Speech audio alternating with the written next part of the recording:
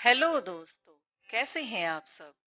आज की हमारी कहानी है सुदामा को गरीबी क्यों मिली। तो चलिए शुरू करते हैं। अगर आध्यात्मिक दृष्टिकोण से देखा जाए तो सुदामा जी बहुत धनवान थे। जितना धन उनके पास था किसी के पास नहीं था। लेकिन अगर भौतिक दृष्टि से देखा जाए तो सुदामा जी बहुत निर्धन थे। आखिर क्यों? एक ब्राह्मणी थी जो बहुत गरीब निर्धन थी। भिक्षा मांगकर जीवन यापन करती थी। एक समय ऐसा आया कि 5 दिन तक उसे भिक्षा नहीं मिली और प्रतिदिन पानी पीकर वह भगवान का नाम लेकर सो जाती थी। छठवें दिन उसे भिक्षा में 2 मुट्ठी चना मिले। कुटिया में पहुंचते पहुंचते रात हो गई। ब्रह्मणी ने सोचा, अगर ये चने रात में नहीं खाऊंगी, प्रातःकाल वासुदेव को भोग लगाकर तब खाऊंगी। यह सोचकर ब्रह्मणी चनों को कपड़े में बांधकर रख देती है और वासुदेव का नाम जपते जपते सो जाती है। कहते हैं पुरुष बलि नहीं होत है, समय होत बलवान। ब्रह्मणी के सोने के बाद कुछ चोर चोरी करने के लिए उसकी कुटिया में आ गए। इधर उधर बहुत ढूंढा। चोरों को वह चनों की बंधी पुटकी मिल गई। चोरों ने समझा इसमें सोने के सिक्के हैं। इतने में ब्रह्मणी जग गई और शोर मचाने लगी। गांव के सारे लोग चोरों को पकड़ने के लिए दौड़े। चोर वह पुटकी लेकर भागे। पकड़े जाने के डर से सारे चोर संदीपन मुनि के आश्रम में छिप गए। संदीपन मुनि का आश्रम गांव के निकट था, जहां भगवान श्री कृष्ण और सुदामा शिक्षा ग्रहण कर रहे थे। गुरु माता को लगा कि कोई आश्रम के अंदर आया है। गुरु माता देखने के लिए आगे बढ़ी।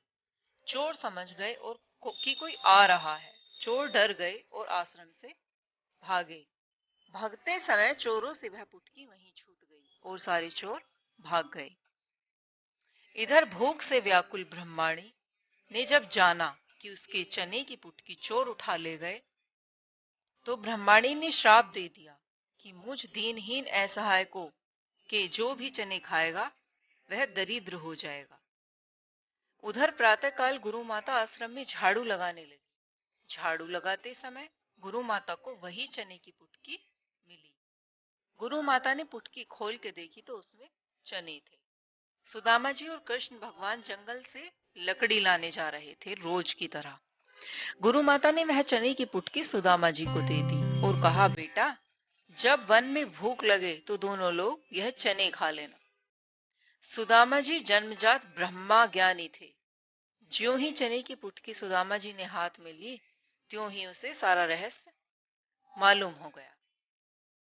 सुदामा जी ने सोचा, गुरु माता ने कहा है यह चने दोनों लोग बराबर बांट के खाना, लेकिन ये चने अगर मैंने त्रिभुवन पुति कृष्ण को खिला दिए तो सारी सृष्टि दरिद्र हो जाएगी।